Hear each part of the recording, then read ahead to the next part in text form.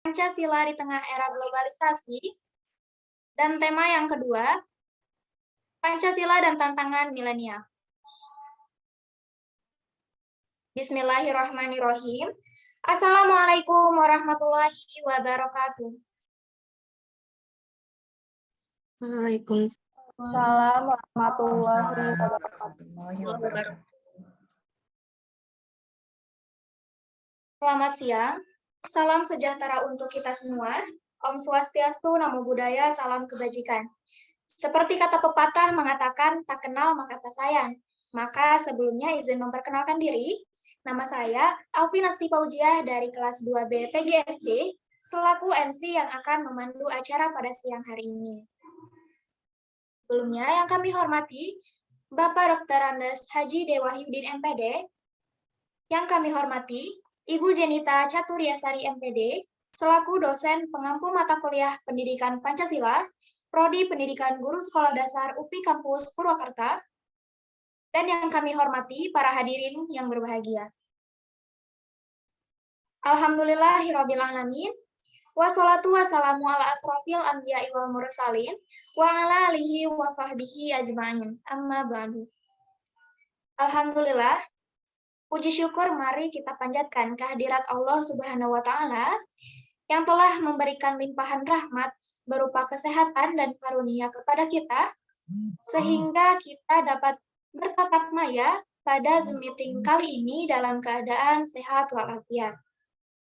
Tak lupa, salawat serta salam marilah senantiasa kita curah limpahkan kepada junjungan Nabi besar kita, Nabi Muhammad SAW.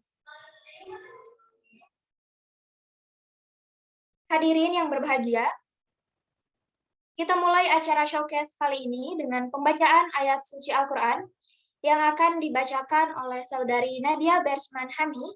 Kepadanya waktu dan media kami silahkan. Terima kasih kepada MC. Baik, rekan-rekan semuanya, di sini saya akan membacakan ayat suci Al-Quran, yaitu Quran Surat Al-Mulk, ayat 1-5. A'udzu billahi minasyaitonir rajim. Bismillahirrahmanirrahim. Tabarakalladzi biyadihil mulku wa huwa ala kulli syai'in qadir.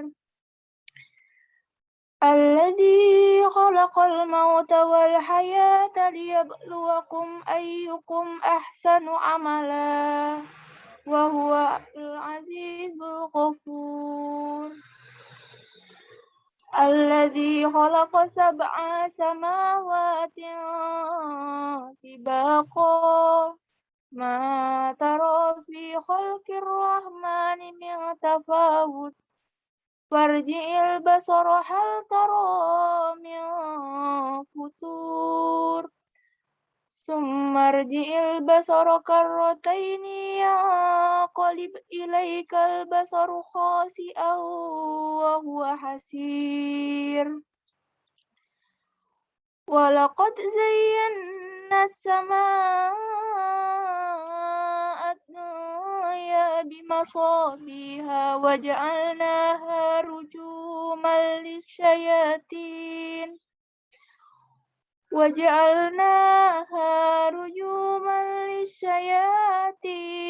wa a'tadna lahum 'adzabas sa'ir.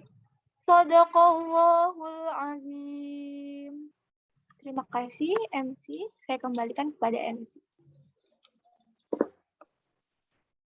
Baik, Alhamdulillah. Terima kasih Saudari Nadia yang sudah membacakan ayat suci Al-Qurannya. Semoga yang membaca, baik yang mendengarkan, mendapatkan keberkahan dari Allah Subhanahu wa taala. Baik, sebelum menginjak acara inti, akan ada penampilan yel-yel nih dari rekan-rekan kelas A dan juga kelas B.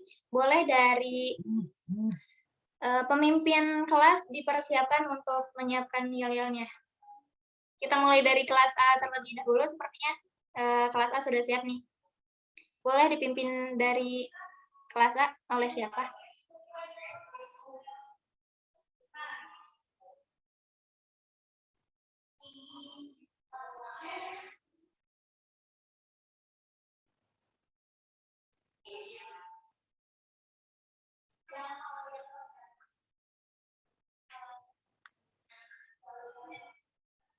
Oke, boleh nih kepada Ibu PJ dari kelas A.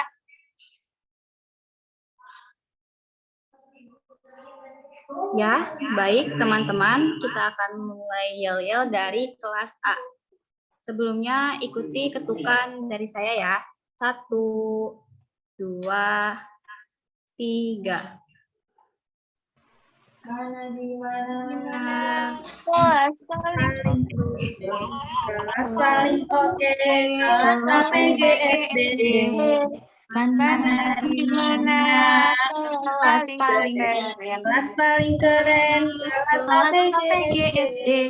Kelas A Kelas paling apa Kelas A paling keren, paling paling oke dan keren. Siap sudah MC. Wah, keren sekali ya. Boleh nih dilanjut dari kelas B. Penampilan yel-yel dari kelas B mau dipimpin oleh siapa?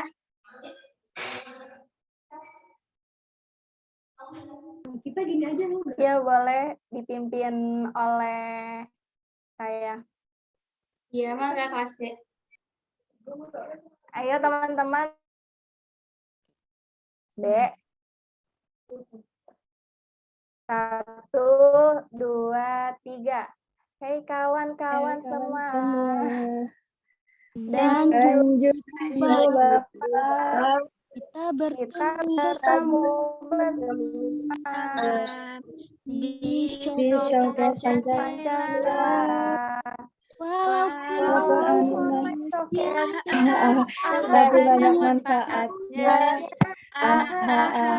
Meskipun Tapi kami yakin kami pasti bisa. showcase-nya Semoga showcase-nya sukses. Kelasnya juga sukses. Ilmunya banyak. Buat jadi PNS. Kelas B. Jaya. Kelas B. Jaya. Kelas B. Jaya. 2022. Kami. Kami Pancasila. Main di sawah. Dadah. Dadah.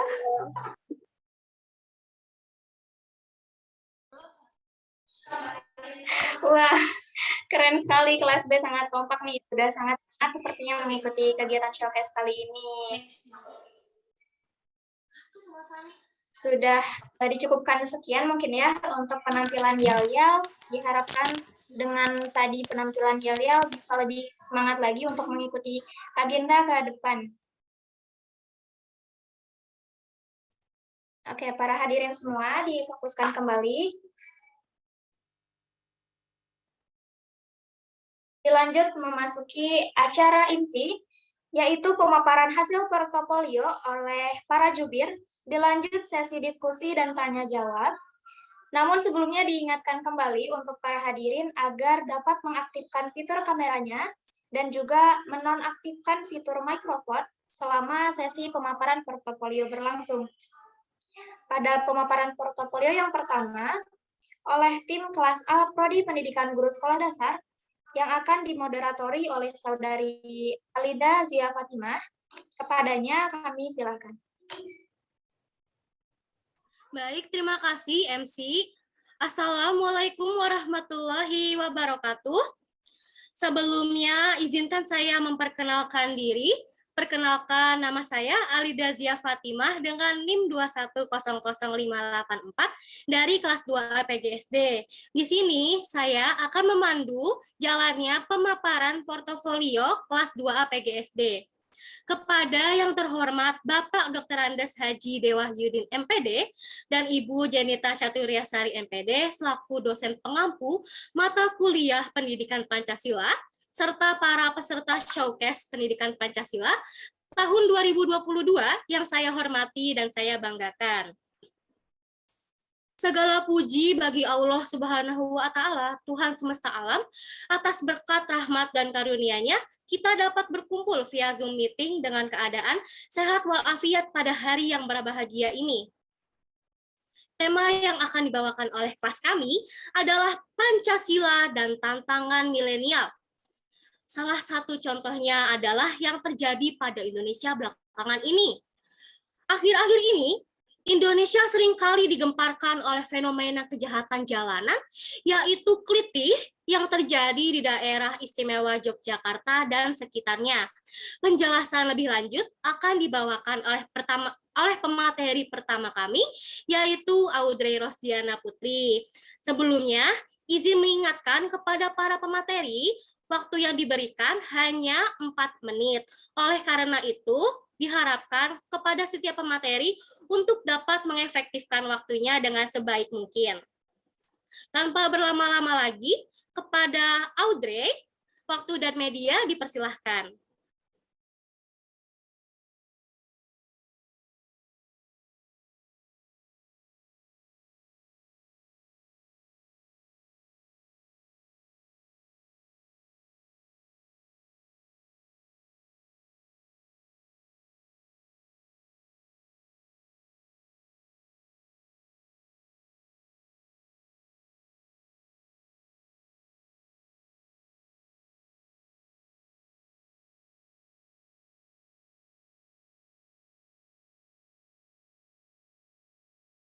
Mohon maaf, apakah Audrey-nya ada di sini?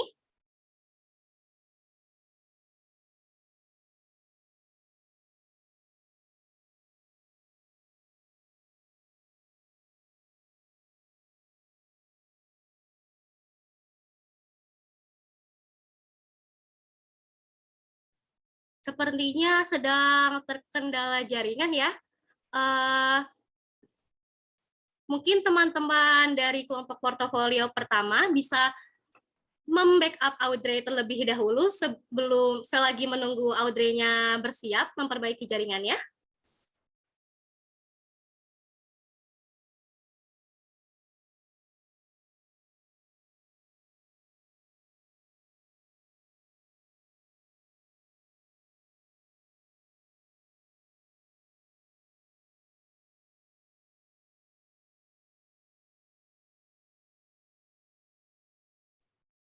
Baik, sebelumnya mohon maaf karena sebelumnya terjadi kendala jaringan.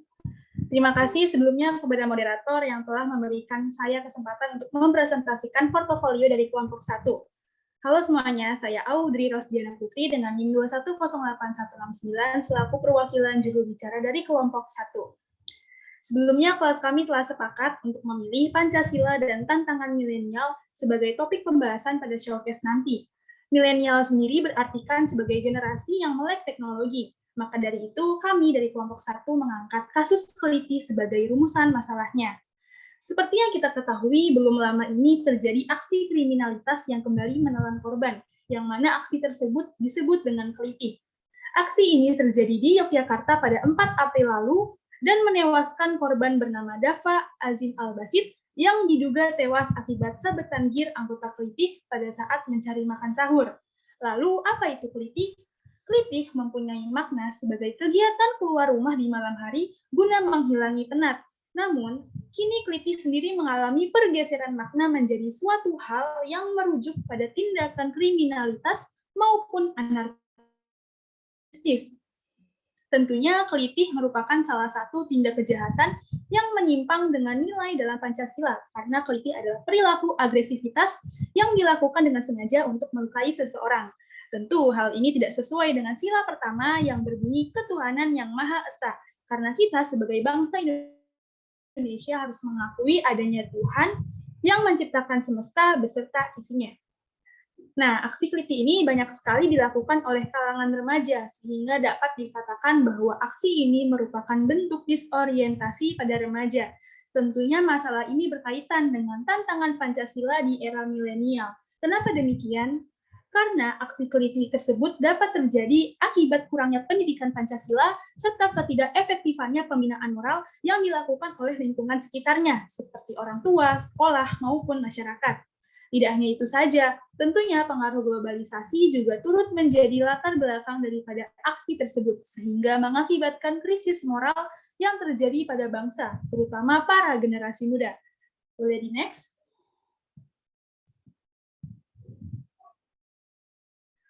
Lalu, apa sajakah faktor penyebab dari aksi keliti sendiri?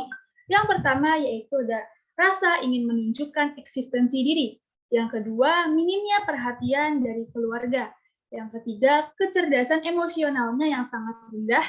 Yang keempat, rasa ingin tahu yang tinggi. Lalu yang kelima yaitu rendahnya motivasi belajar. Dan yang keenam, minimnya pengawasan dari orang tua. Nah, tentunya apabila kasus keliti ini tidak diselesaikan, maka akan mendatangkan berbagai akibat, seperti boleh dilanjut?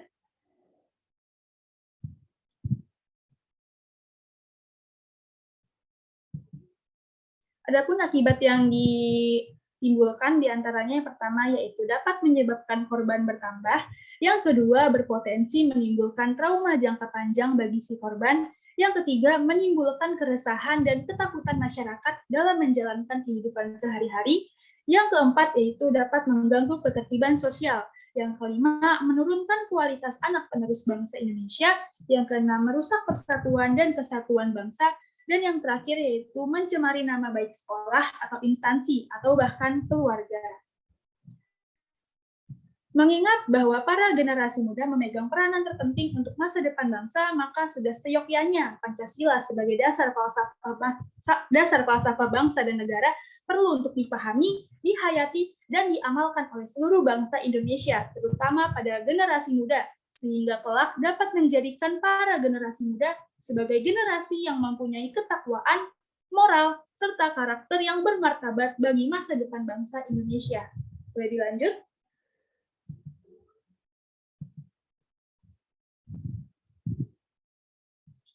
Berikut ini kami lampirkan sumber yang kami dapat dari beberapa sosial media maupun berita yang bisa dilihat secara seksama.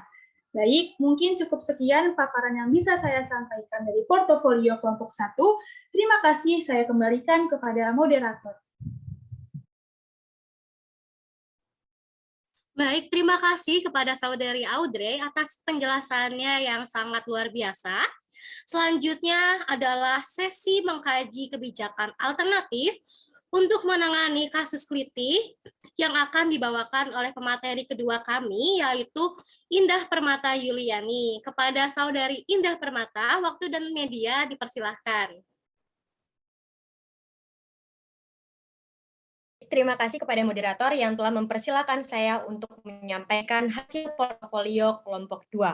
Sebelumnya, perkenalkan nama saya Indah Permata Yuliani dengan NIM 2100171 yang berperan sebagai juru bicara kelompok 2, mengkaji kebijakan alternatif untuk menangani kasus keliti.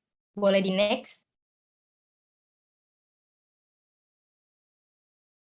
Kasus keliti yang marak terjadi akhir-akhir ini merupakan pelanggaran Undang-Undang Nomor 39 Tahun 1999 Pasal 9. Mengapa hal tersebut terjadi?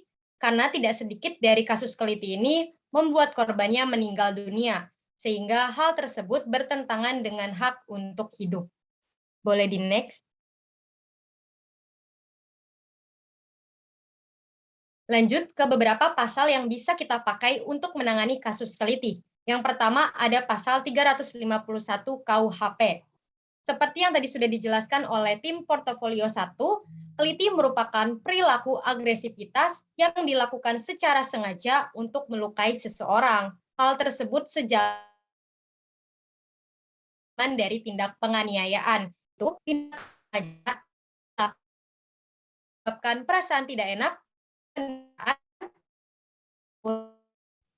Poin 1, penganiayaan dihukum dengan hukuman penjara selama-lamanya 2 tahun 8 bulan atau denda sebanyak-banyaknya 4.500. Ancaman denda tersebut telah disesuaikan dengan Peraturan Mahkamah Agung Nomor 2 Tahun 2012 tentang penyesuaian batas tindak pidana ringan dan jumlah denda dalam KUHP, di mana 4.500 tersebut dilipat gandakan sebanyak 1.000 kali, sehingga menjadi 4.500.000.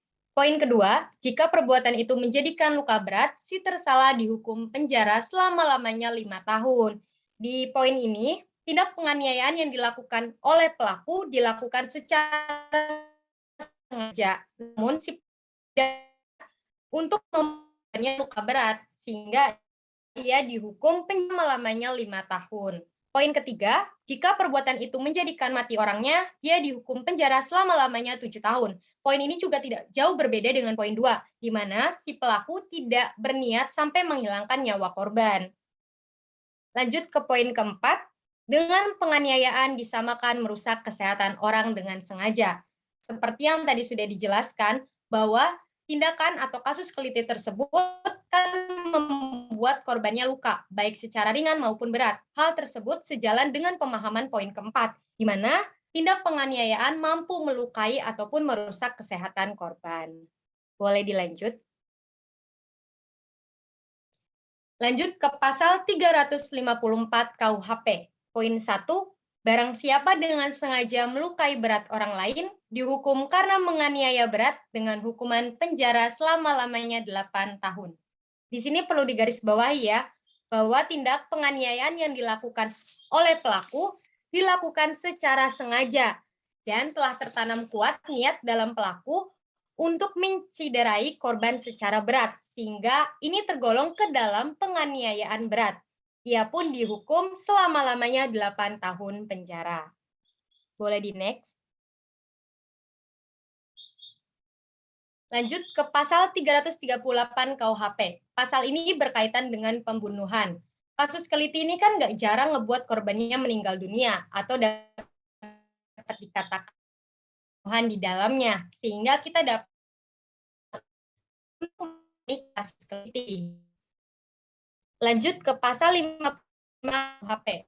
1, dipidana sebagai pelaku tindak pidana. Mereka yang melakukan, yang menyuruh melakukan, yang turut serta melakukan mereka yang dengan memberi atau menjanjikan sesuatu dengan menyalahgunakan kekuasaan ataupun martabat, dengan kekerasan, ancaman atau penyesatan, atau dengan memberi tempat atau sengaja menganjurkan orang lain supaya melakukan perbuatan. Poin 2, terhadap penganjur hanya perbuatan yang sengaja dihitungkan beserta akibat-akibatnya. Pasal 55 KUHP ini dapat digunakan sebagai sumber rujukan dalam memberi ancaman terhadap pelaku. Bukan hanya pelaku yang berada di tempat atau melakukan kontak langsung dengan korban, siapapun pihak yang membantu melancarkan aksi kasus tersebut dapat didana. Seperti pihak yang menyediakan sarana ataupun sebagai pihak yang menganjurkan orang lain melakukan perbuatan. Boleh dilanjut?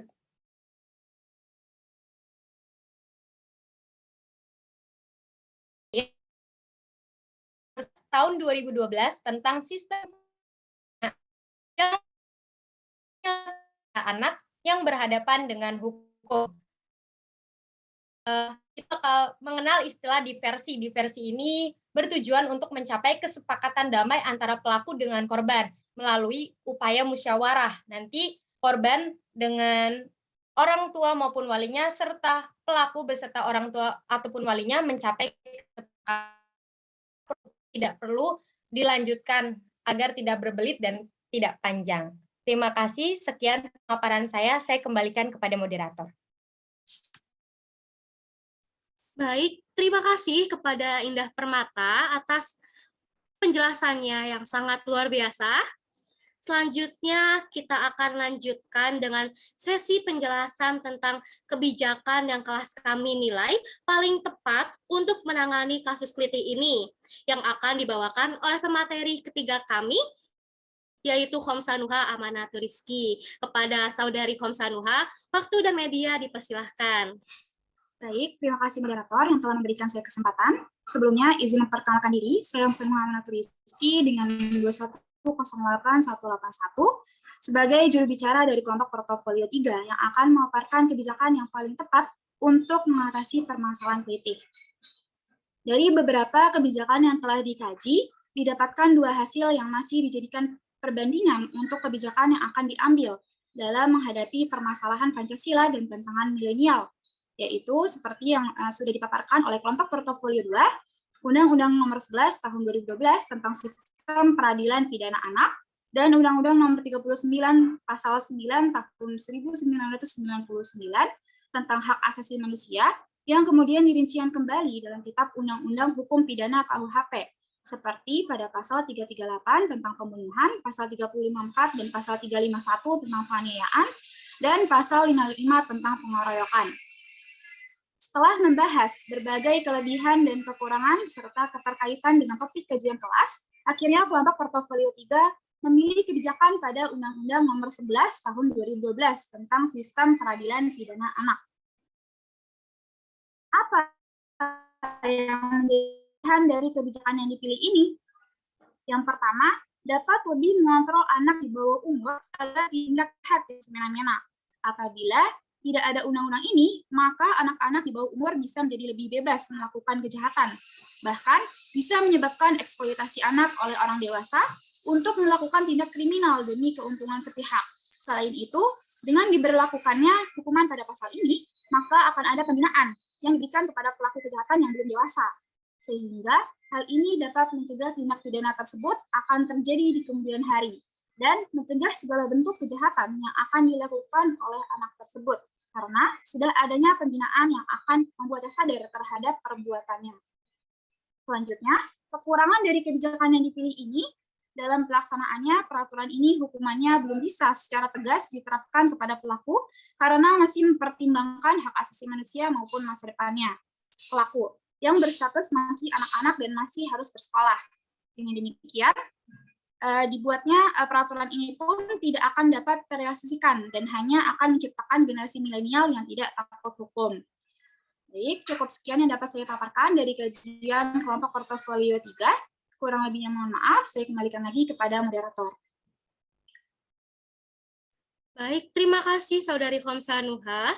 Selanjutnya kita masuk ke sesi pematerian terakhir, yaitu penjelasan tentang rancangan rencana kerja kelompok kelas kami untuk menanggulangi permasalahan keliti ini yang akan dibawakan oleh Indah Amalia Putri. Kepada Saudari Indah Amalia, waktu dan media dipersilahkan.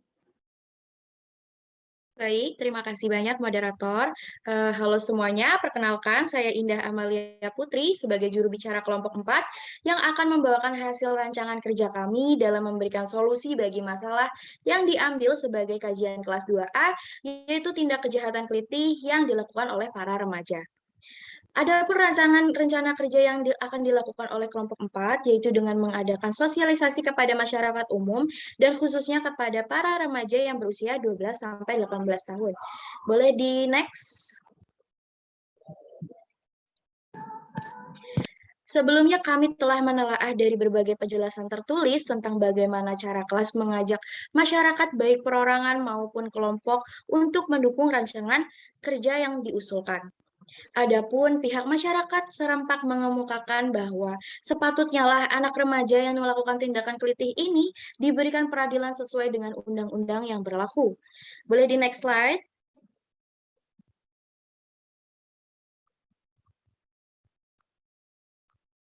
Sejauh ini tidak ada pihak yang menentang rancangan kerja yang diusulkan karena dari seluruh responden kami temui baik dari pihak masyarakat, pendidikan, aparat, dan seluruhnya sangat mendukung dan menyetujui terkait rencana kerja ini dikarenakan rencana kerja kelas kami tidak bertentangan dengan norma, hak asasi manusia, kebijakan ataupun peraturan hukum pemerintah, serta nilai-nilai luhur Pancasila. Nah, boleh di next.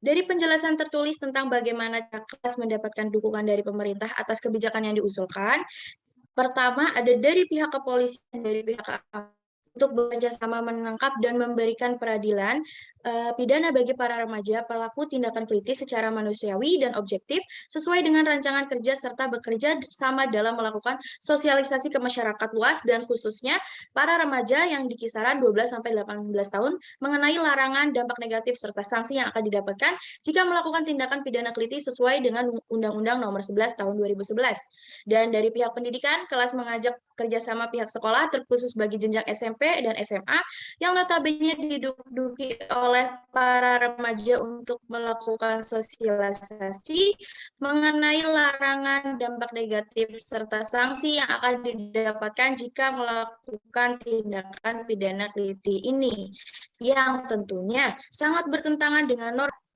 Tentunya pihak sekolah juga harus mencegah terjadinya tindak pidana keliti ini dengan membangun rasa keterikatan siswa dan sekolah. Nah, hal tersebut akan melahirkan rasa-rasa kenyamanan bagi para siswa. Baik, di next slide ada tahapan rencana kerja kami.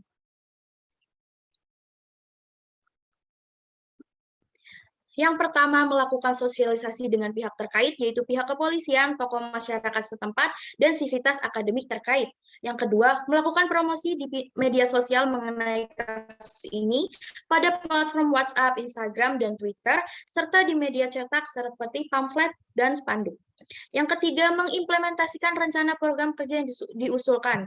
Yang keempat, jika aksi keliti tersebut telah terjadi, maka pihak yang berwenang berhak untuk mengamankan para remaja tersebut, lalu dilakukan teguran yang membuat para remaja tersebut sadar bahwa aksinya itu dapat membahayakan orang lain dan dirinya sendiri.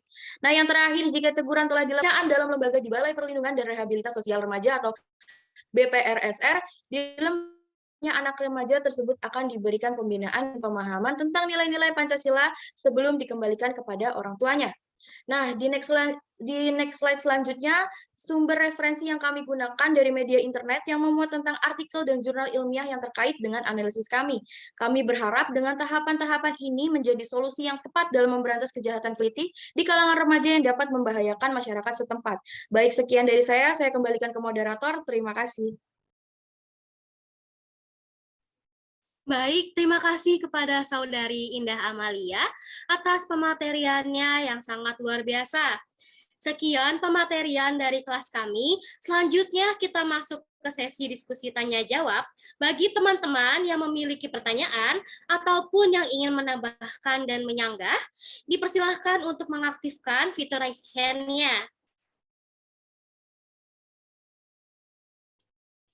Ya, baik. Di sini ada Saudari Nadia.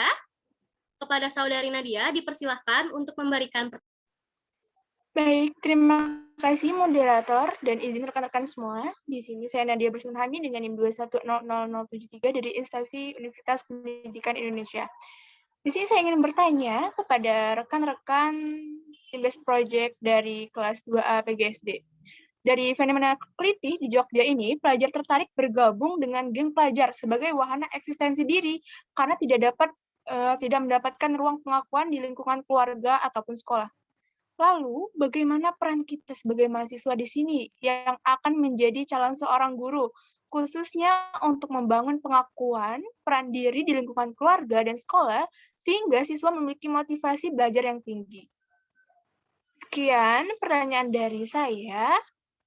Dikembalikan kepada moderator.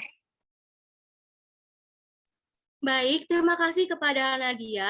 Karena untuk mengefektifkan waktu, sesi tanya-jawab hanya kami buka untuk hanya satu penanya saja.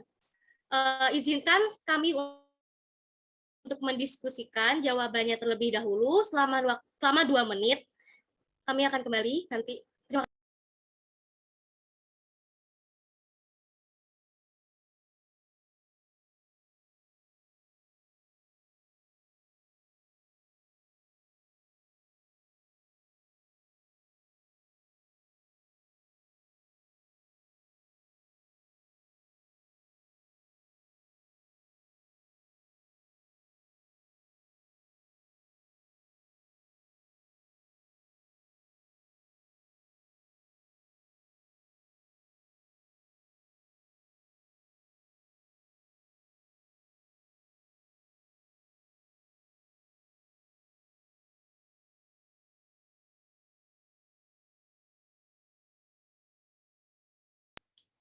Baik, terima kasih karena telah memberikan kami waktu untuk berdiskusi.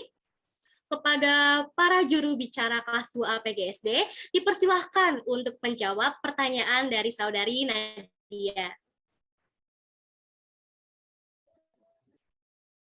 Baik, terima kasih moderator. Di sini saya Jubir 4 akan berusaha untuk mewakilkan teman-teman saya untuk menjawab pertanyaan dari Saudari Nadia. Nah, dalam hal ini berkaitan dengan peran mahasiswa dalam masyarakat yang dikenal sebagai agent of change, yaitu agen perubahan, yang dimana mahasiswa merupakan penggerak perubahan ke arah yang lebih baik melalui pengetahuan, ide, dan keterampilan yang dimiliki. Nah, mahasiswa ini bisa menjadi lokomotif kemajuan. Nah, maka dari itu, tindakan-tindakan langsung adalah hal yang utama bagi mahasiswa dalam menangani masalah ini. Lalu, sebagai mahasiswa yang nantinya akan bergerak di bidang pendidikan, mahasiswa bisa mengambil hal-hal yang berhubungan dengan masyarakat, terutama pendidikan, yaitu di mana saran kami di sini kita bisa sebagai mahasiswa dapat melakukan sosialisasi langsung ke masyarakat tentang pentingnya menumbuhkan motivasi siswa. Sosialisasi langsung ini lebih memikirkan alur dari cara kita bersosialisasi dengan secara formal atau terperinci. Jikalau hanya sosialisasi sekilas, dikhawatirkan tujuan tidak tersampai dengan baik, serta kita bisa memakai berbagai sarana yang dapat dijangkau secara luas oleh masyarakat, seperti memakai sosmed dalam bentuk iklan layanan masyarakat ataupun karya film pendek dan lainnya. Dan tak lupa bahwa kita juga bisa melakukan kerjasama dengan pihak sekolah serta guru-guru dikarenakan dalam kehidupan bermasyarakat, berbangsa, dan bernegara, secara keseluruhan guru merupakan unsur strategi sebagai anggota agen dan pendidikan masyarakat. Sebagai anggota masyarakat, guru berperan sebagai teladan bagi masyarakat di sekitarnya, baik kehidupan pribadinya maupun kehidupan keluarganya.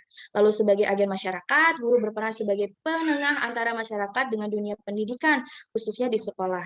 Dalam kaitan ini, guru akan membawa dan mengembangkan berbagai upaya pendidikan di sekolah ke dalam kehidupan masyarakat, dan juga membawa kehidupan di masyarakat ke sekolah. Selanjutnya, sebagai pendidik masyarakat bersama dengan unsur masyarakat lainnya, berperan mengembangkan berbagai upaya pendidikan yang dapat mendukung pencapaian hasil pendidikan yang bermutu. Baik, sekian jawaban yang bisa saya sampaikan. Saya kembalikan ke moderator. Terima kasih. Baik, terima kasih kepada Saudari Indah Amalia atas jawabannya. Untuk Saudari Nadia, apakah jawabannya sudah puas? Alhamdulillah, MC dan rekan-rekan dari kelas 2A jawabannya sudah dapat dipahami. Terima kasih.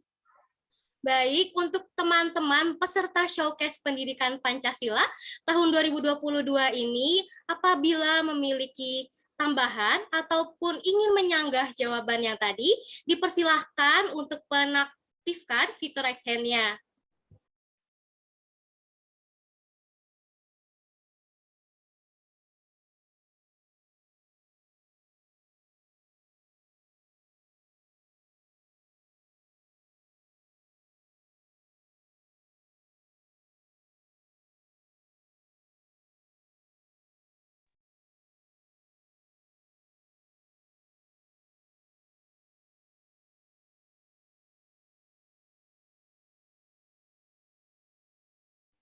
Sepertinya tidak ada yang ingin menambahkan karena tadi mungkin jawaban dari Indah Amalia sudah sangat jelas.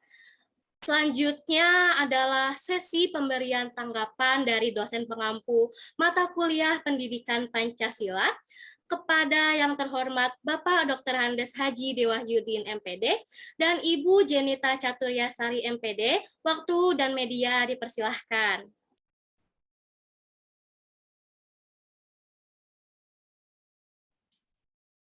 Ya, baik, terima kasih Teteh moderator. Apakah Bapak sudah bergabung di sini ya? Ibu belum melihat tadi. Kalau begitu Ibu dulu ya. Baik, terima kasih untuk moderator. Tadi pemaparannya sangat luar biasa dari penyaji 1 hingga 4. Dari acara showcase ini, Ibu dapat melihat dan juga ada poin-poin penting yang bisa kita ketahui dari hal-hal yang bisa kita pelajari, mulai dari bagaimana implementasi Pancasila sebagai pandangan hidup, ya, bagaimana perannya sebagai way of life, bagaimana sekarang sesuai dengan judulnya bahwa ada tantangan, ya, Pancasila di era global ini, dan bahkan lebih disangkut pautkan kepada generasi saat ini. Nah, di sini Ibu akan berikan sedikit informasi ataupun tambahan bahwa memang betul Pancasila itu memberi tuntunan ya kepada manusia dan untuk bersikap dan bertingkah laku. Jadi apa yang kita lakukan, apa yang kita kerjakan itu harus berdasarkan nilai-nilai kemanusiaan. Nah, nilai-nilai yang terkandung dalam Pancasila itu harus dijadikan suatu acuan norma moral, ya, sehingga pada dasarnya di sini bahwa bangsa Indonesia itu dapat dikatakan sebagai bangsa yang memiliki tata aturan dan domain dalam bertingkah dan berpola dalam kebangsaan ini. Nah, oleh karena itu, kedudukan nilai-nilai Pancasila di sini sebagai norma moral didasarkan pada suatu keyakinan, ya, dan juga kesadaran akan makna Pancasila sebagai dasar negara. Gitu ya. Nah, apalagi dikaitkan dengan kasus yang tadi, banyak sekali hal-hal yang bisa kita pelajari bahwa ternyata hal sekecil apapun itu akan berdampak besar, ya, terutama yang tadi ya mengenai kelitih tersebut. Jadi tetap jaga kedaulatan, lalu jaga tingkah dan pola kita sesuai dengan nilai norma yang berlaku, ya, yang sudah menjadikan way of life kita, pegangan hidup kita agar tidak keluar dari norma-norma aturan yang ada di negara kita, yaitu negara Indonesia. Baik, kiranya cukup jika dari Ibu. Ya, Alida. Ya, Ibu. Baik, terima kasih kepada Ibu Jenita Caturyasari MPD atas tanggapannya yang luar biasa. Semoga dapat bermanfaat bagi kita semua. Jadi, kesimpulan yang kita dapat dari hari ini adalah kelitih atau perilaku agresivitas yang dilakukan dengan sengaja untuk melukai seseorang menjadi salah satu tantangan pada Pancasila di era milenial saat ini. Aksi kelitih ini banyak dilakukan oleh kalangan remaja yang mana banyak memiliki dampak negatif bagi kehidupan berbangsa dan bernegara di Indonesia. Kebijakan yang kelas kami rasa paling tepat untuk menanggulangi masalah kelitih ini adalah Undang-Undang Nomor 11 Tahun 2012 tentang Sistem Peradilan Pidana Anak. Hampir seluruh lapisan masyarakat setuju bahwa kelitih adalah kasus yang harus segera diatasi. Sekian sesi pematerian dari kelas kami, kurang lebihnya saya mohon maaf. Padi habis ditinggal jerami, dibakar dulu hingga bersih. Sampai di sini presentasi kami, cukup sekian, terima kasih. Wassalamualaikum warahmatullahi wabarakatuh. Saya kembalikan kepada MC. Waalaikumsalam warahmatullahi wabarakatuh. Terima kasih moderator, para jubir atas pemaparannya, dan juga terima kasih kepada dosen yang sudah menanggapi. Baiklah para hadirin sekalian, sudah kita simak bersama-sama pemaparan hasil portofolio dari tim kelas A. Selanjutnya, langsung saja kita akan ada pemaparan portofolio yang kedua oleh tim kelas B, Prodi Pendidikan Guru Sekolah Dasar, yang akan dimoderatori oleh Saudari Rizka Zulfa Lutfiah. Kepadanya waktu dan media kami silahkan. Baik, terima kasih saya ucapkan kepada MC yang telah memberikan saya kesempatan untuk melanjutkan dan memandu jalannya acara yang berikutnya, yakni diskusi tim Basic Project dari kelas 2B. Baik, bismillahirrahmanirrahim. Assalamualaikum warahmatullahi wabarakatuh. Salam sejahtera bagi kita semua. Salam Om Swastiastu, Namo Buddhaya, salam kebajikan bagi kita semua. Puji syukur mari kita panjatkan kepada kehadirat Allah Subhanahu wa Ta'ala, karena atas rahmat dan ridhonya kita semua dapat berkumpul dalam tak lupa salawat serta salam terlimpah curah untuk Nabi Muhammad SAW. Semoga kita semua mendapatkan syafaatnya di yaumil akhir. Amin. Yang terhormat kepada Dr. Andes Haji Dewahyudin MPD dan Ibu Jenita Caturyasari MPD selaku dosen pengampu mata kuliah Pendidikan Pancasila Dan tak lupa para hadirin yang telah menyempatkan waktunya untuk hadir dalam showcase kali ini, saya ucapkan terima kasih. Perkenalkan, saya Rizka Zulfa Lutfia dengan NIM 2100756, selaku moderator yang akan memandu jalannya showcase kelas 2B dengan tema Pancasila di Tengah Era Globalisasi. Baik, sebelum memulai diskusi, izinkan saya memperkenalkan juru bicara dari kelas 2B. Yang pertama ada Nurul Huda, yang kedua ada Mayanggita Fitriani, yang ketiga ada Khairun Nabilah, dan yang terakhir ada Sani Irsalina. Seperti yang kita ketahui, Pancasila merupakan ideologi bangsa Indonesia yang tahan banting dalam mengikuti perkembangan arus globalisasi saat ini. Pancasila sangat diperlukan dalam era globalisasi sebagai pembatas dalam memilih budaya yang dapat diterima dan bermanfaat bagi bangsa Indonesia. Lalu, apa peran Pancasila dalam pergaulan generasi muda? Bagaimana Pancasila dapat memberikan solusi dalam pergaulan generasi muda? Adakah peran pemerintah dalam menangani kasus pergaulan bebas Indonesia? Oleh karena itu, marilah kita simak pemaparan juru bicara Portofolio 1 mengenai identifikasi masalah. Kepada juru bicara Portofolio 1, waktu dan media.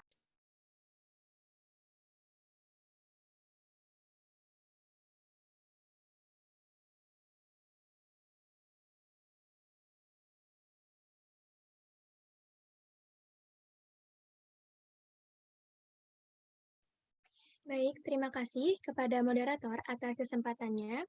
Assalamualaikum warahmatullahi wabarakatuh. Selamat siang para hadirin. Perkenalkan, nama saya Nurul Huda dengan NIM 2100845 selaku juru bicara pertama dari kelompok Portofolio Tim 1 kelas 2B PGSD. Di sini, saya akan memaparkan identifikasi masalah dari topik permasalahan yang kami angkat, yaitu pergaulan bebas memicu peningkatan HIV/AIDS. Boleh untuk dilanjut? Dilanjut lagi. Maaf untuk sebelumnya dulu. Slide sebelumnya. Baik, terima kasih. Para hadirin yang terhormat, dalam menghadapi proses globalisasi yang semakin pesat, urgensi Pancasila sebagai dasar negara semakin dibutuhkan. Namun saat ini, masyarakat Indonesia belum sepenuhnya memahami dan mengamalkan nilai-nilai tersebut. Kurangnya kesadaran untuk mengimplementasikan nilai-nilai Pancasila dalam kehidupan masyarakat membuat ideologi Pancasila dikesampingkan. Penyimpangan dari nilai Pancasila yang sudah sangat fatal terjadi di Indonesia, yaitu pergaulan bebas. Boleh untuk dilanjut? Seperti yang kita ketahui, pergaulan bebas ini sangat bertolak belakang dengan kebudayaan negara kita. Hal ini dikarenakan tidak adanya filterisasi pada media digital dan budaya yang masuk ke Indonesia yang dilakukan oleh remaja, ditambah dengan rasa keingintahuan seorang remaja yang sangat tinggi. Pergaulan bebas yang menjadi salah satu contoh dari dampak buruk pengaruh budaya luar tentu menyebabkan berbagai macam dampak buruk. Dan hal terbesar yang terjadi dikarenakan pergaulan bebas adalah penyebaran HIV/AIDS di lingkungan masyarakat. Seperti yang kita ketahui, HIV/AIDS merupakan suatu penyakit yang sampai saat ini masih sulit untuk disembuhkan. Apabila ini terus dibiarkan, maka akan sangat berbahaya bagi masa depan Indonesia. Hal tersebutlah yang melatar belakangi kami untuk mengangkat kasus pergaulan bebas yang dapat menyebabkan HIV/AIDS agar nantinya masyarakat, khususnya para remaja, terbuka wawasannya untuk menghindari pergaulan bebas untuk tujuan dan masa depan yang baik. Boleh untuk selanjutnya? Pada saat ini, kebebasan bergaul sudah sampai pada tingkat yang mengkhawatirkan. Dapat para hadirin sekalian lihat. Contoh permasalahan ini dapat kita lihat bersama, salah satunya yaitu dari portal Berita Okezone yang memberikan judul berita, ratusan remaja di Bekasi mengidap HIV/AIDS karena pergaulan bebas. Di dalam portal berita tersebut, dinyatakan oleh Komisi Penanggulangan AIDS Kabupaten Bekasi mendata sebanyak 711 orang positif dengan HIV/AIDS. Berdasarkan data Komisi Penanggulangan AIDS, ada 16 bayi di Kabupaten Bekasi yang positif mengidap virus HIV karena tertular dari ibunya saat melahirkan. Lalu terdapat data yang saya temukan, yaitu data yang disampaikan oleh Dinas Kesehatan Kota Bekasi bahwa dari tahun 2004 hingga Juli 2020, angka kasus penularan HIV/AIDS di Kota Bekasi terus meningkat dan sudah mencapai 5.424 orang. Pergaulan bebas menjadi faktor utama penularan HIV/AIDS ini. Perlu kita ketahui, bahaya HIV/AIDS tidak hanya mengancam nyawa penderita sendiri, tapi juga orang lain dari potensi penularan yang besar. Dampak yang diterima dari masuknya budaya barat di tengah era globalisasi ini, selain sudah mempengaruhi lunturnya nilai-nilai Pancasila, juga membahayakan masyarakat Indonesia yang terjerumus pada pergaulan bebas ini. Apabila hal ini terus berlangsung, maka akan berakibat fatal karena dapat merusak masa depan generasi penerus bangsa. Dan yang saya tampilkan ini hanya sedikit contoh kecil dari berita-berita yang tersedia di media internet. Lalu mengapa permasalahan ini tidak menunjukkan perbaikan yang signifikan pada setiap tahunnya? Apakah memang tidak ada kebijakan yang tepat untuk menyelesaikan atau mengurangi permasalahan ini? Untuk menjawab pertanyaan tersebut, akan dipaparkan oleh rekan saya dari kelompok lain. Oleh karena itu, mohon maaf apabila ada kekurangan dalam penyampaian yang saya sampaikan. Terima kasih, saya kembalikan kepada moderator. Wassalamualaikum warahmatullahi wabarakatuh. Baik, terima kasih kepada juru bicara 1 atas pemaparan hasil diskusinya. Baik, selanjutnya akan ada pemaparan hasil diskusi mengenai kebijakan alternatif untuk memecahkan masalah oleh kelompok portofolio 2. Kepada juru bicara kelompok portofolio 2, waktu dan media dipersilakan. Baik, terima kasih moderator. Boleh langsung saja di next. Assalamualaikum warahmatullahi wabarakatuh. Salam sejahtera bagi kita semua. Selamat siang kepada para hadirin yang saya banggakan. Perkenalkan, saya Mayang Gita Fitriani, selaku juru bicara tim Portofolio 2 yang akan menyampaikan hasil diskusi kami. Tim Portofolio 2 telah mengkaji kebijakan alternatif untuk memecahkan permasalahan yang telah dianalisis serta disampaikan oleh tim Portofolio 1. Kami juga telah merangkum dan menganalisis kebijakan, kelebihan dan kekurangannya. Terdapat 3 kebijakan yang dapat digunakan sebagai alternatif untuk memecahkan masalah tersebut. Kebijakan tersebut yaitu Undang-Undang Nomor 44 Tahun 2008, KUHP Pasal 296 Jongtu Pasal 506 diatur tentang prostitusi, dan Peraturan Menteri Kesehatan Nomor 21 Tahun 2013 Pasal 4. Boleh langsung di next. Kebijakan yang pertama yaitu Undang-Undang Nomor 44 Tahun 2008 tentang pornografi dan KUHP Pasal 284. Undang-undang ini menyatakan hukuman penjara selama-lamanya 9 bulan bagi laki-laki yang memiliki istri melakukan zina dan perempuan yang bersuami melakukan zina dengan orang lain. Adapun kelebihannya pada kebijakan ini yaitu dapat menjadi sarana pengendali kehidupan manusia dalam bermasyarakat, menjadi alat dalam menciptakan keadilan sosial bagi masyarakat, serta menjadi media pendorong pembangunan dan menjadi manfaat kritis. Adapun kekurangannya yaitu dianggap belum memberikan keadilan bagi masyarakat dan masih menimbulkan perdebatan atau pro kontra dalam kehidupan bermasyarakat. Boleh di next? Kebijakan yang kedua yaitu KUHP Pasal 296 Jongtu Pasal 506 diatur tentang prostitusi. Kedua pasal ini tidak ada penjelasan untuk menghukum para pengguna PSK-nya, namun hanya mengatur tentang mucikari atau para penyedia jasa prostitusinya saja. Adapun kelebihannya pada pasal ini yaitu memberikan efek jera bagi para pelaku cabul dan mucikari, dan kekurangannya adalah pasal ini belum dilaksanakan secara menyeluruh, tidak ada ketentuan untuk menjerat para pengguna PSK maupun PSK tersebut, tidak adanya jeratan yang dapat membuat para PSK ataupun penggunanya terus melakukan perbuatan itu, serta hukuman yang kurang tegas terhadap para pelaku cabul maupun kepada kaki tangannya. Boleh di next? Dan berikut adalah kebijakan yang ketiga atau yang terakhir yaitu Peraturan Menteri Kesehatan Nomor 21 Tahun 2013 Pasal 4 tentang penanggulangan HIV dan AIDS yang ditujukan bagi seluruh masyarakat Indonesia. Kelebihannya yaitu memberikan edukasi bahwa HIV dan AIDS dapat menular dari ibu ke anak melalui kehamilan.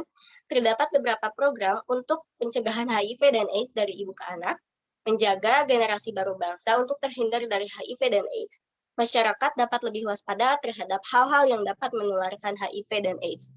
Adapun kekurangannya yaitu HIV dan AIDS sering terjadi di kalangan muda karena pergaulan yang tidak terjaga, serta edukasi HIV dan AIDS yang kurang termeratakan di masyarakat karena belum ada kesadaran bahwa HIV adalah dan AIDS merupakan penyakit mematikan. Boleh di next? Setelah menyimpulkan kebijakan alternatif, kami juga menemukan data presentasi yang berkaitan dengan kebijakan. Pada tahun 2019, DKI Jakarta, Papua, Jawa Tengah, Bali, Jawa Timur, dan Jawa Barat memiliki penderita HIV dan AIDS tertinggi di Indonesia. Dengan hasil angka kematian akibat AIDS di tahun 2018 adalah 1,03% dan pada 2019 adalah 0,3%. Pada data selanjutnya yaitu HIV dan AIDS terbesar di dunia adalah di benua Afrika dengan angka kematian 25,7 juta orang, Asia Tenggara 3,8 juta orang, dan Amerika sebanyak 3,58 juta orang.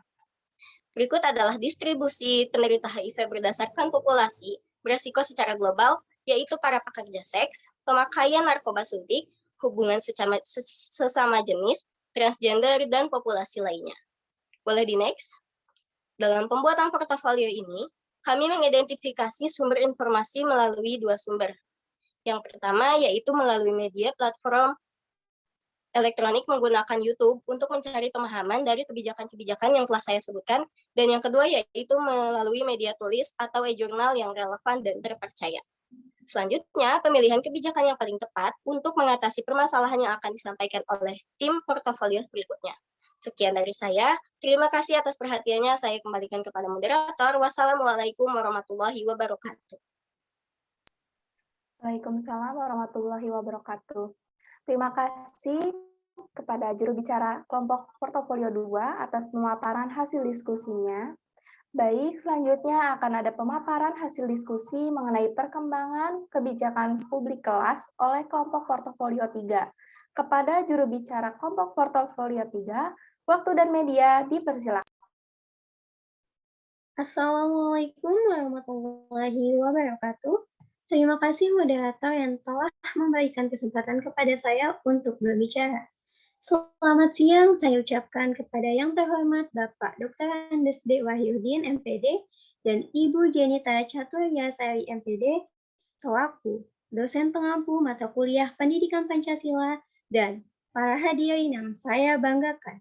Izinkan saya untuk memperkenalkan diri. Nama saya Hayarun Nabila dengan NIM 2101044 sebagai juru bicara tim 3. Portofolio tim 3 meliputi kebijakan publik kelas dengan memilih kebijakan alternatif. Di sini saya akan memaparkan tentang kebijakan yang paling relevan di antara kebijakan-kebijakan yang telah dijabarkan oleh kelompok 2 sebelumnya. Untuk mengidentifikasi masalah mengenai pergaulan bebas pemicu peningkatan virus HIV/AIDS yang telah dibahas oleh kelompok 1. Boleh dilanjutkan salindianya? Berdasarkan hasil diskusi kelompok kami, kebijakan yang dianggap paling relevan untuk menangani masalah pergaulan bebas pemicu virus HIV/AIDS adalah Peraturan Menteri Kesehatan Nomor 21 Tahun 2013 tentang penanggulangan HIV dan AIDS, Bab 2 Prinsip dan Strategi Pasal 4 Poin A dan B. Dengan alasan, dengan adanya kebijakan ini diharapkan kebijakan tersebut dapat menurunkan hingga mengatasi infeksi HIV/AIDS, bahkan meniadakan kematian yang disebabkan oleh keadaan yang berkaitan dengan HIV/AIDS. Boleh dilanjutkan salindianya? Para hadirin yang berbahagia, Peraturan Menteri Kesehatan Nomor 21 Tahun 2013 tentang penanggulangan HIV dan AIDS, Bab 2 Prinsip dan Strategi Pasal 4 ini memiliki beberapa kelebihan yang diantaranya adalah, boleh dilanjutkan slide-nya?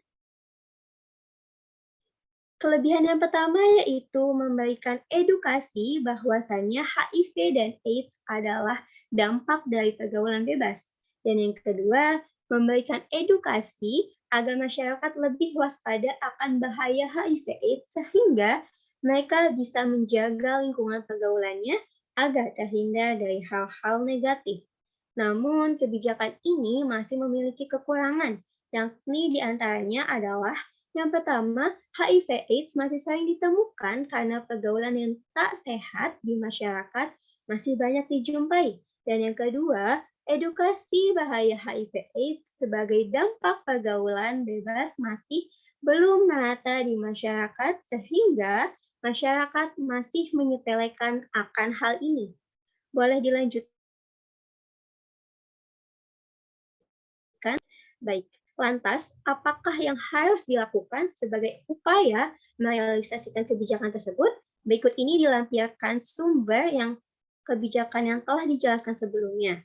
Dan dalam rangka merealisasikan kebijakan ini, maka diperlukan action plan.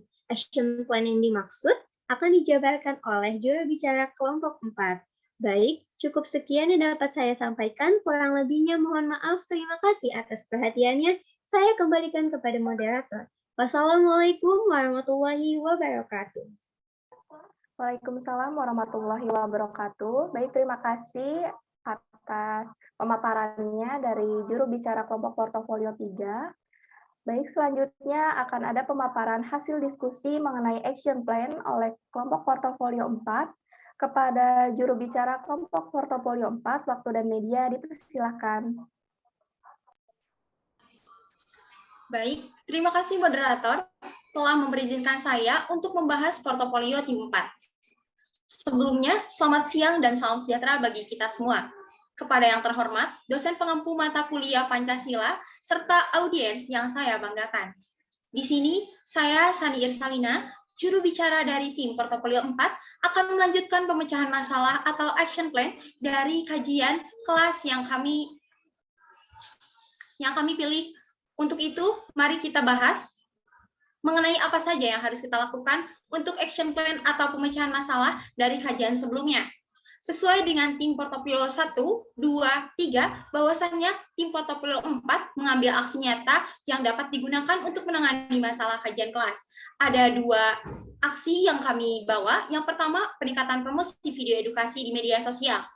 Berdasarkan survei yang dilakukan oleh perusahaan entertainment digital Devi Media, generasi Z dan generasi milenial muda menganggap video digital sebagai bagian penting dalam hidup mereka. Dalam laporan tahunan Devi Media yang berjudul Yet Media Diet, terlihat bahwa sebagian besar 65% orang berumur 13-24 tahun terus mengkonsumsi video sejak awal hari sebelum pergi ke sekolah atau berangkat kerja hingga sore hari. Menurut laporan Mezable, 57% responden mengatakan bahwa video digital berfungsi untuk memperbaiki mood mereka, 61% menyebutkan menonton video sebagai cara menghilangkan stres, 60% mengonsumsi video untuk mengetahui berita terbaru, 47% menggunakan video untuk belajar sesuatu yang baru, dan 44% menonton video untuk membantu mereka tidur. Boleh di next slide-nya?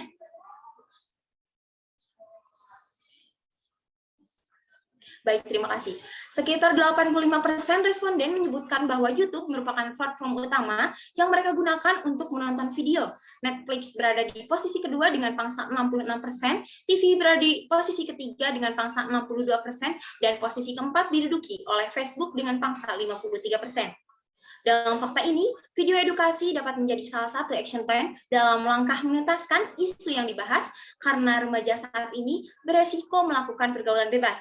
Pemicunya karena lingkungan, sosial budaya, penghayatan, keagamaan, penerapan nilai-nilai faktor, psikologis dan ekonomi, dan hal ini dapat ditangani dengan cara mengunggah video edukasi mengenai pergaulan bebas. Dengan dibuatnya video edukasi ini, bertujuan agar generasi muda bangsa memahami bagaimana bahayanya pergaulan bebas bagi diri sendiri dan lingkungan. Selanjutnya, memahami langkah-langkah pencegahan serta penanggulangan terhadap bahaya pergaulan bebas yang harus dilakukan oleh diri sendiri, masyarakat, dan pemerintah. Baik teman-teman, boleh di next slide-nya.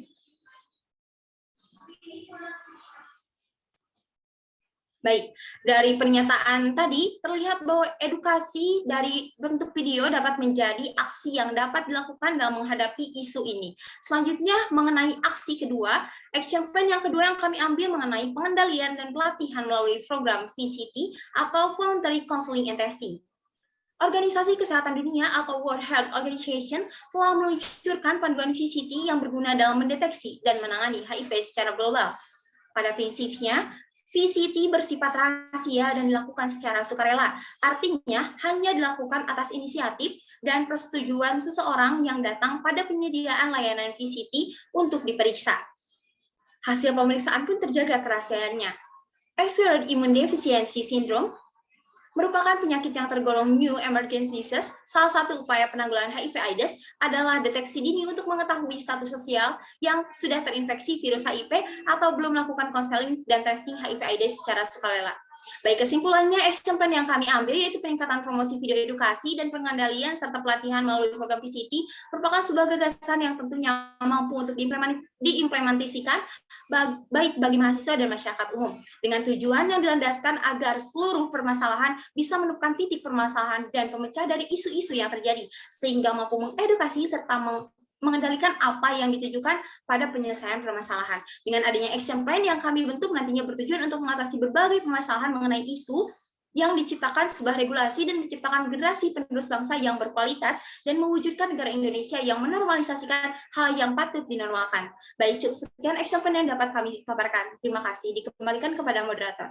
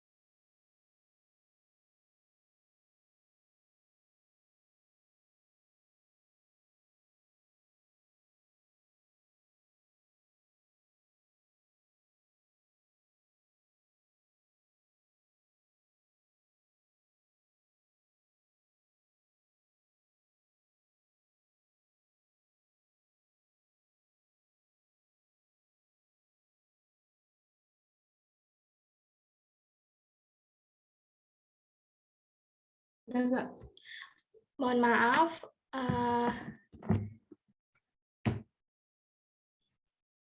laptop saya terkendala sinyal. Baik, dilanjutkan. Terima kasih kepada kelompok portofolio 4 yang telah memaparkan hasil diskusinya. Alhamdulillah sesi pemaparan materi telah usai. Selanjutnya akan saya buka sesi tanya jawab. Adapun ketentuan sesi tanya jawab diantaranya bagi yang ingin bertanya atau menanggapi dapat mengaktifkan fitur raise hand-nya terlebih dahulu, kemudian memperkenalkan diri, selanjutnya akan menyebutkan pertanyaannya. Baik, sesi tanya jawab saya buka kepada para hadirin, dipersilahkan.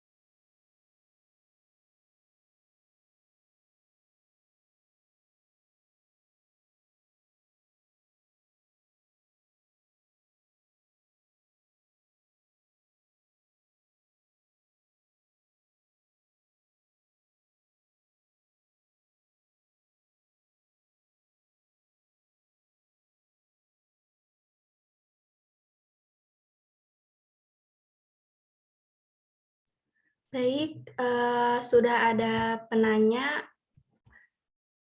Teteh Bening, silakan untuk menyebutkan pertanyaannya. Cek moderator, kedengeran nggak suara saya? Ya, terdengar.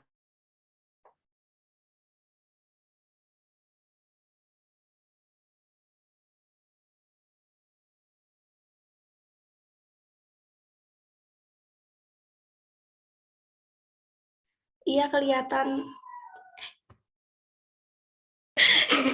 Iya kedengeran Teh.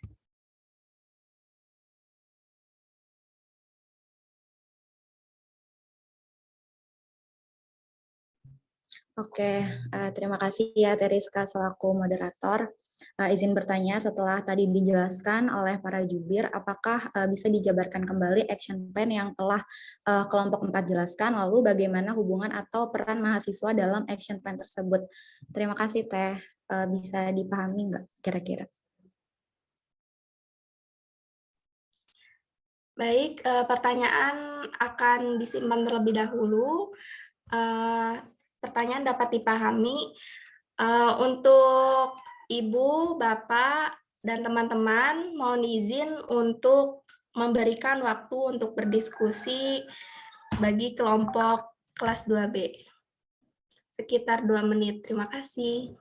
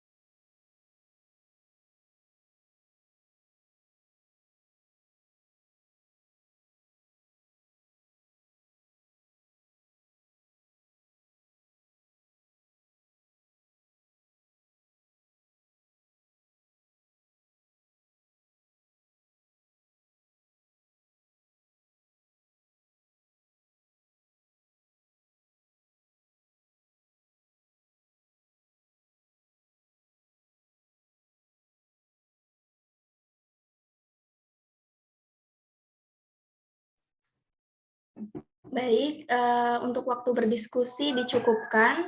Kepada teman-teman kelas 2B, dipersilakan untuk menjawab pertanyaannya.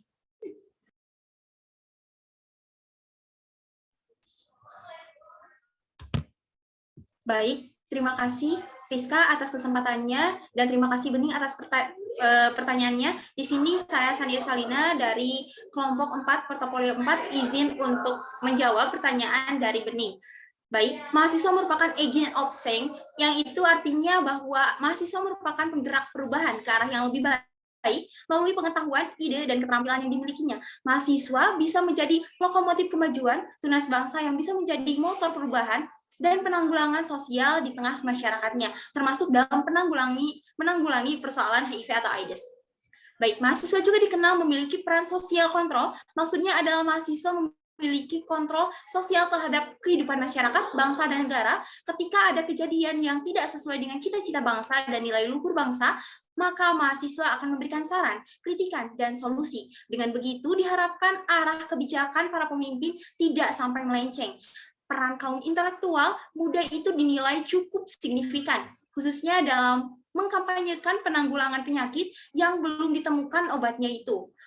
Mengubah paradigma masyarakat terhadap orang dengan HIV/AIDS atau ODHA, serta menjadi garda terdepan dalam upaya minimalisir persebaran penyakit yang umumnya diderita. Baik, mungkin cukup sekian jawaban yang dapat saya paparkan. Terima kasih.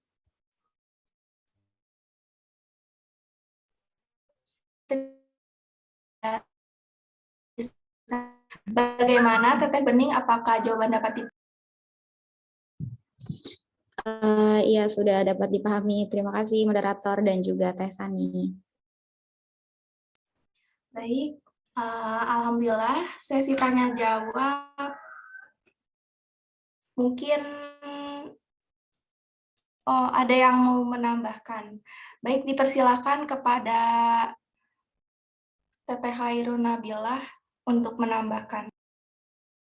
Baik, sebelumnya terima kasih banyak kepada Teh Moderator, Teh Rizka atas kesempatannya, dan terima kasih juga kepada Teh Bening atas pertanyaan yang sangat luar biasa. Baik, di sini saya izin menambahkan dari pernyataan atau jawaban yang telah disampaikan oleh rekan saya, yaitu Sania Salina. Izinkan saya untuk memperkenalkan diri, nama saya Hairun Nabilah dengan NIM 2101044 sebagai juru bicara kelompok 3. Di sini, saya izin menambahkan bahwasannya mahasiswa bisa berperan aktif dengan cara membuat video-video edukasi yang berkaitan dengan masalah tersebut. Selain itu, para mahasiswa juga bisa memberikan edukasi mengenai tes CCT tersebut ke masyarakat. Mahasiswa sebagai generasi penerus bangsa juga harus memahami hal-hal yang berkaitan dengan masa depan bangsa. HIV atau AIDS adalah salah satu hal yang dapat merusak generasi bangsa. Sehat warganya, sehat mahasiswanya, sehat bangsanya. Tes CCT dan video edukasi itu tentu saja dapat mencegah hal-hal buruk yang dapat ditimbulkan oleh kerusakan generasi muda. Baik, cukup sekian dari saya, kurang lebihnya mohon maaf. Terima kasih, saya kembalikan kepada moderator. Wassalamualaikum warahmatullahi wabarakatuh. Waalaikumsalam warahmatullahi wabarakatuh. Baik, terima kasih Teteh Hairun Nabilah dan juga Teteh Sania Salina atas jawabannya. Alhamdulillah sesi tanya jawab telah usai. Dengan berakhirnya sesi tanya jawab, kita beranjak ke sesi berikutnya, yaitu sesi tanggapan. Kepada Bapak dan Ibu, dipersilakan untuk memberikan tanggapannya. Iya, baik. Terima kasih Teteh Moderator, juga para juru bicara di sesi 1 dan 2 ya.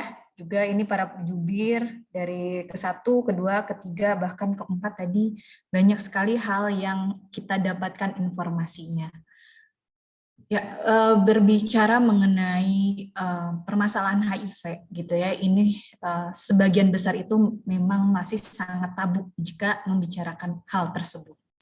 Namun pada saat ini memang ada banyak hal yang perlu kita kuasai dan pelajari, bahwa ternyata di dalam ranah yang tadi disebutkan itu merupakan salah satu permasalahan utama ya, yang sekarang selain permasalahan dari bidang lainnya dan bahkan ini di dalam bidang kesehatan utamanya adalah selain narkotika gitu ya, selain obat-obatan terlarang dan bahkan termasuk ke dalam pergaulan bebas. Nah, ini sangat relate sekali istilahnya itu ya dengan kehidupan para generasi muda. Nah, namun ini Ibu ingin lebih soroti bahwa masalah HIV tersebut perlu kita lihat dari sisi-sisi lainnya. Misalnya sekarang ini para generasi muda sering sekali menjadi suatu perbincangan yang sangat mendominasi. Karena apa? Karena saat ini kita menghadapi bonus demografi gitu ya. Jadi bonus demografi itu pasti ada berkaitan dengan para generasi muda. Nah, apakah nanti ke depannya kita akan mendapatkan bonus itu atau justru kita mendapatkan kerugian?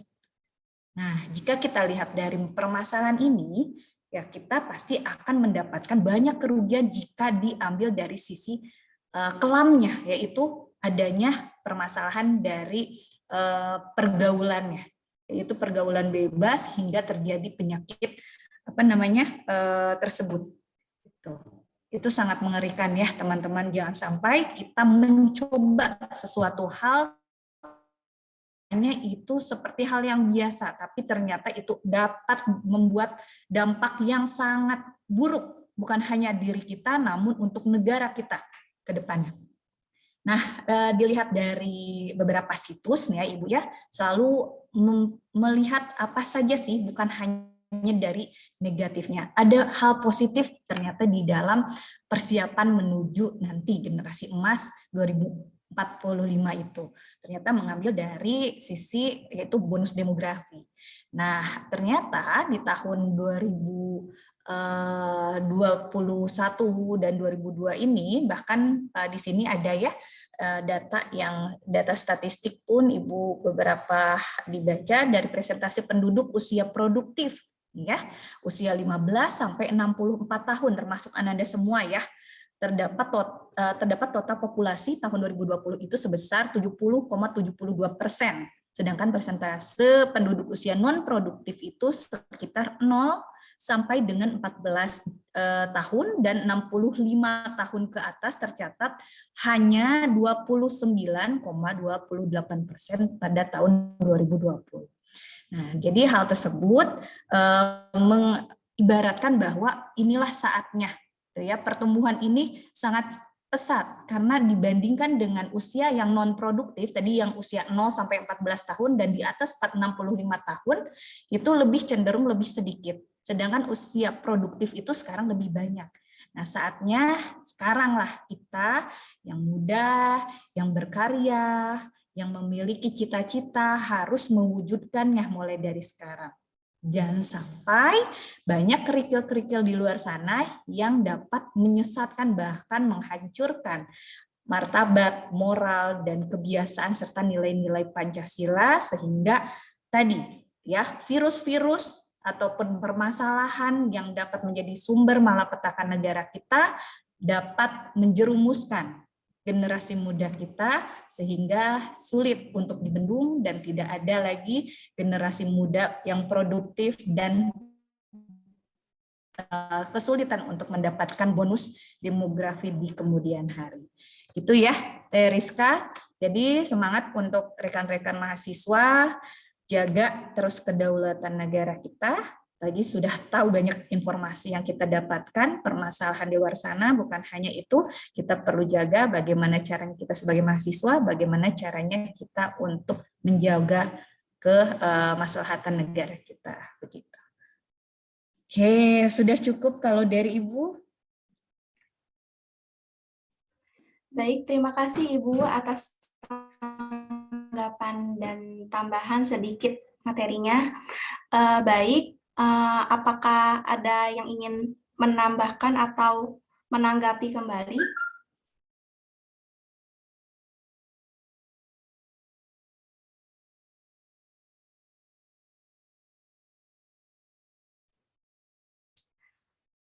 Baik, dicukupkan mungkin ya, teman-teman. Alhamdulillah sesi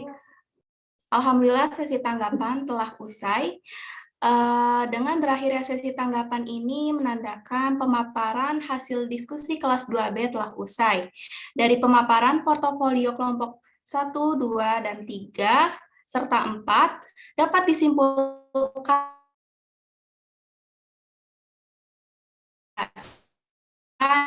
dapat bergaul sama jenis. Pergaulan bebas menjadi faktor utama penularan HIV/AIDS.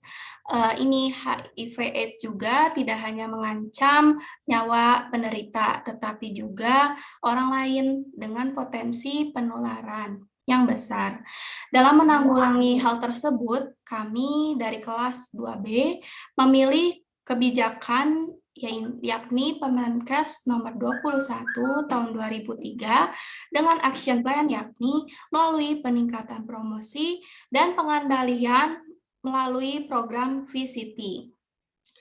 Baik, terima kasih kepada para hadirin yang telah menyimak pemaparan dari hasil diskusi portofolio kelas 2B. Saya selaku moderator pamit undur diri. Mohon maaf apabila ada kesalahan kata maupun perbuatan. Burung daram, burung cendrawasih, cari dulu di Papua. Cukup sekian, terima kasih. Semoga bermanfaat bagi kita semua. Wabillahi taufik walhidayah. Wassalamualaikum warahmatullahi wabarakatuh. Dikembalikan kepada MC.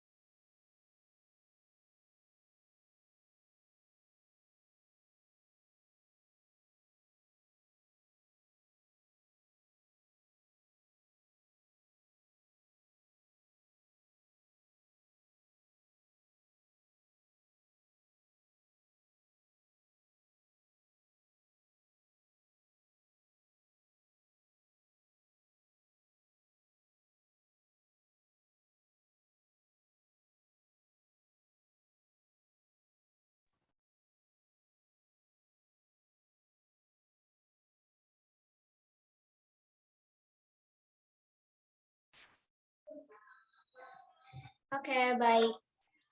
Terima kasih kepada tim kelas B dan para jubir juga moderator yang sudah memandu jalannya hasil pemaparan portofolio. Tidak terasa pemaparan hasil portofolio dari kedua tim, kelas A dan juga kelas B telah selesai. Dari pemaparan hasil diskusi yang luar biasa tadi, semoga bisa kita ambil sebagai bekal untuk dapat kita aplikasikan dalam kehidupan sehari-hari. Baik, para hadirin sekalian, sebelum menginjak sesi selanjutnya, barangkali akan ada masukan atau tanggapan terlebih dahulu dari kedua dosen pengampu, yaitu Bapak Dewa Yudin dan juga Ibu Jenita. Kepada Bapak dan Ibu kami persilakan.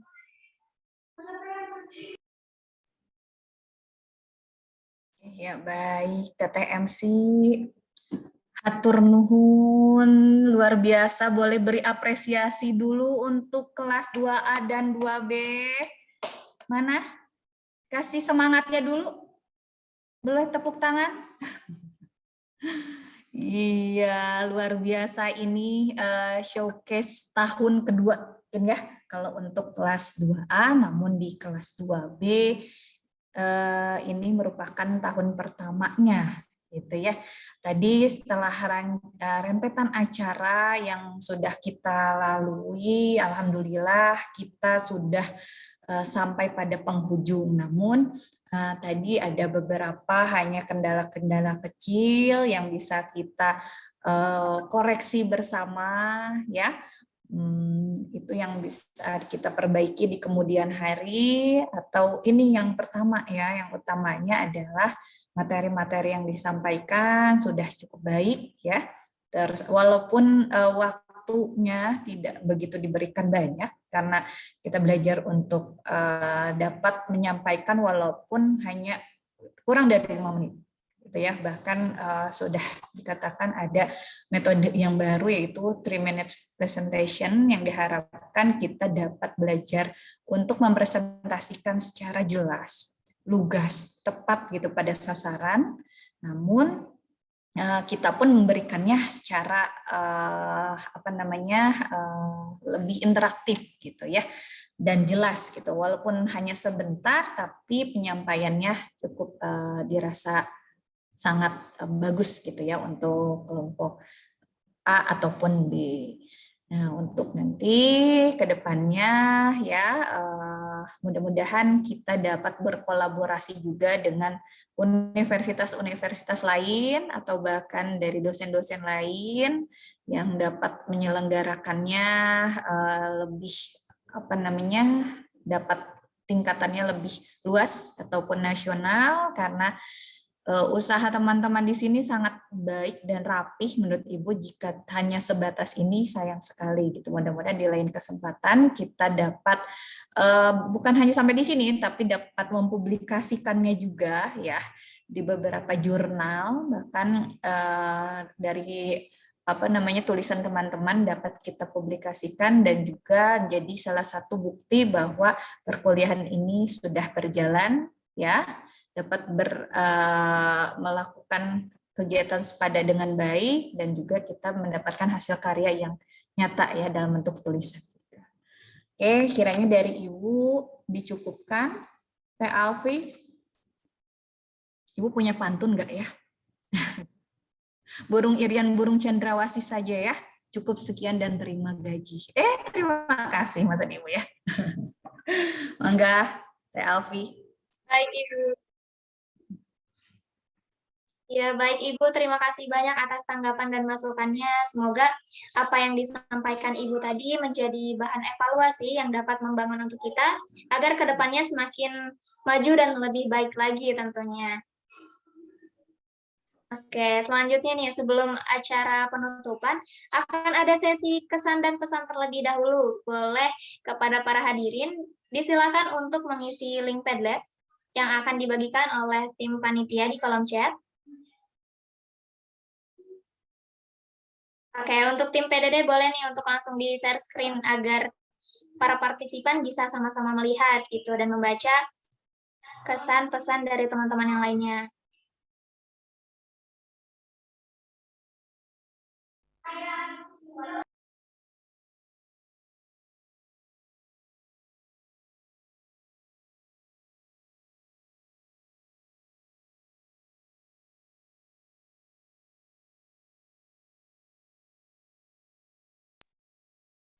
Oke, boleh nih teman-teman bisa langsung diisi aja ya link Padlet yang sudah dikirim melalui kolom chat.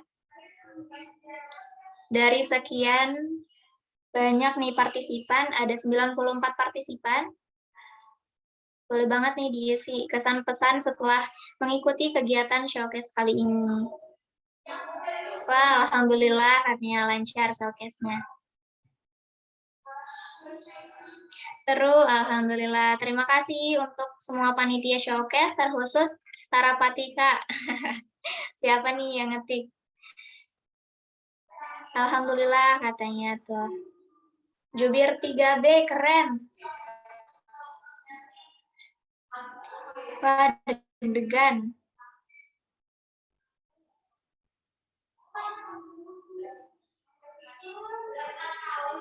Boleh nih yang lain diisi juga nih link Padlet-nya. Ikut meramaikan ya. Alhamdulillah sudah tenang. Terima kasih semuanya. Sepertinya itu di antara jubir nih ya. Jubir yang sudah memaparkan hasil portofolionya. Moderatornya mantap katanya. Emang luar biasa, keren banget nih. Itu TTMC-nya katanya semakin cantik. Ah, nggak dibaca itu. waduh. Ya. Ya semakin Makasih. semangat. Kalau ganteng itu laki-laki ya. Ya, Ibu. Kalau perempuan pasti cantik. Ibu dosennya nggak kalah cantik nih. Iya, pasti. Kan perempuan. Ibu. Ya. Keren banget, mantap. Alhamdulillah mantap deh pokoknya katanya. Wah, terima kasih ya yang sudah antusias nih mengikuti kegiatan showcase pada kali ini hingga sesi kesan dan pesan nih. Salam untuk Ibu dosen yang cantik katanya Bu, cantik sekali Ibu. Asik. Nomor absen berapa itu? Boleh. Langsung di chat ya. Langsung iya Bu. Langsung japri aja deh mending ya Bu. Nanti di calling sama Ibu. Keren dan bagus untuk presentasinya. Semoga bermanfaat ilmunya telah mengikuti showcase ini. Amin ya rabbal alamin.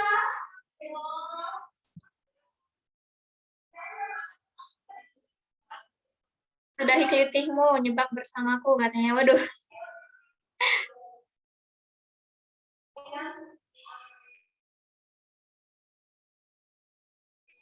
Siap memberkati partisipan pada kali ini.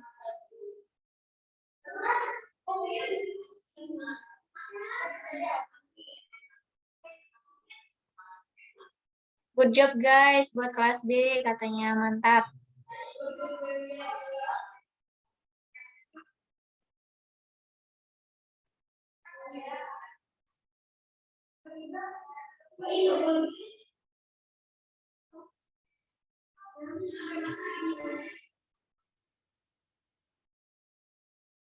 Oke, sebelumnya diingatkan kembali ya teman-teman, jangan dulu leave karena belum dibagikan link presensinya, akan dibagikan setelah nanti akhir acara.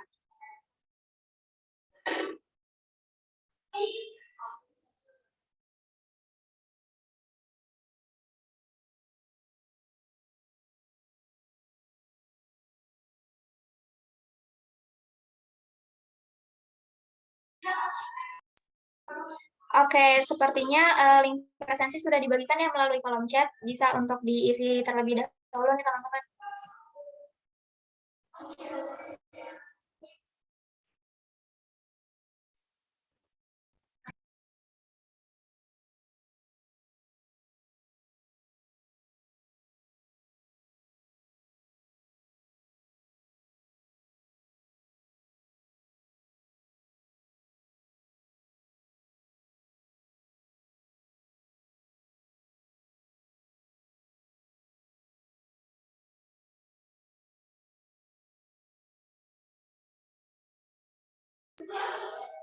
Oke, mungkin dicukupkan sekian ya sesi kesan dan pesan dari teman-teman semua. Apabila masih ada yang ingin disampaikan, nanti bisa disampaikan langsung kepada tim panitia. Baik, untuk selanjutnya nih akan ada sesi dokumentasi terlebih dahulu. Sebelumnya kepada partisipan boleh banget untuk bersiap mengaktifkan fitur kameranya, dan sesi dokumentasi akan dipimpin oleh tim PDD. Kepada tim PDD, silakan.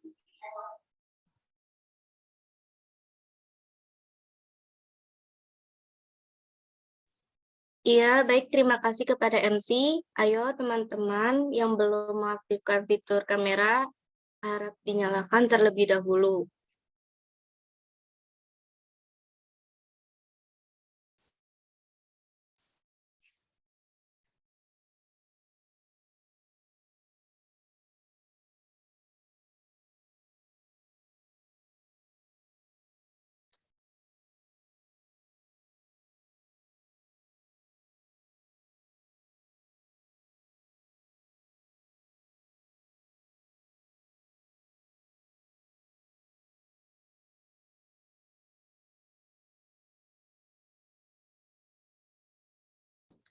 Oke, dimulai dari slide pertama ya. 1, 2, 3. Lanjut ke slide kedua. 1, 2, 3.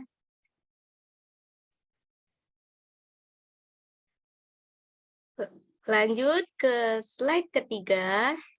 1, 2, 3. Dilanjutkan slide keempat. 1, 2, 3. Nah, terima kasih rekan-rekan. Oke, baik. Terima kasih Dede yang Salam sudah. Pancasilanya belum loh.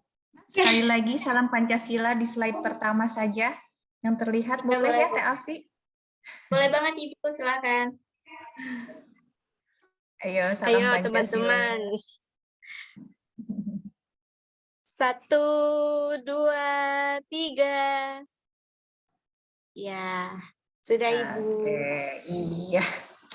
Hatur nuhun hanupis. Ya Ibu, hatur nuhun. Oke, tidak terasa ya teman-teman, acara showcase kali ini sudah memasuki penghujung acara.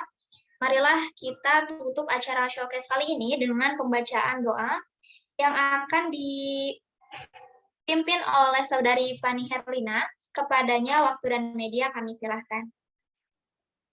Baik, terima kasih banyak MC. Marilah kita teman-teman semua, kita tundukkan kepala kita sejenak dan angkat kedua telapak tangan kita untuk bermunajat kepada Allah agar showcase kita diberikan keberkahan dan ilmu yang didapat oleh kita sangat puas setelah showcase ini diadakan. A'udzubillahi minasyaitonirrajim. Allahumma inna nas'aluka salamatan fiddin wa afiyatan fil jasadi wa ziyadatan fil ilmi wa barakatan fil rizqi wa taubatan qablal maut wa rahmatan indal maut wa maghfiratan ba'dal maut. Allahumma hawwin 'alaina fi sakaratil maut wa najatati minan nar wal afwa indal hisab. Rabbana la tuzigh qulubana ba'da idh hadaitana wa hab lana min ladunka rahmatan innaka antal wahhab. Rabbana atina fid dunya hasanah wa fil akhirati hasanah wa qina adzabannar. Wassalamualaikum warahmatullahi wabarakatuh. Saya kembalikan kepada MC. Terima kasih.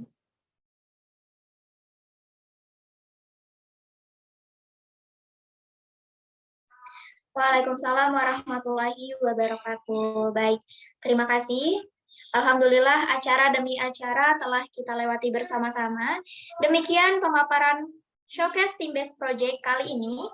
Atas nama pembawa acara, saya sendiri mengucapkan terima kasih banyak kepada para hadirin yang sudah berkenan mengikuti acara ini hingga selesai.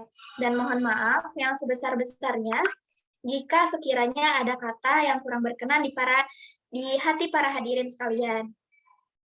Sekian kami atas nama panitia pamit undur diri, namun sebelumnya saya punya pantun. Buah nanas, buah ceri, dicampur gula, enak sekali. Cukup sekian showcase kali ini. Semoga bertemu di kemudian hari. Wabillahi taufik wal hidayah. Wassalamualaikum warahmatullahi wabarakatuh. Waalaikumsalam warahmatullahi Waalaikumsalam warahmatullahi Waalaikumsalam warahmatullahi wabarakatuh. Sukses ya untuk semuanya. Sampai bertemu lagi. Assalamualaikum. Semangat dong yang sudah jalan-jalan. Semakin semangat. Terima kasih, Ibu. Yo, Terima sama-sama. kasih, Ibu. Ibu Liv ya. Ayo semuanya. Terima kasih, Bu. Ya, yo.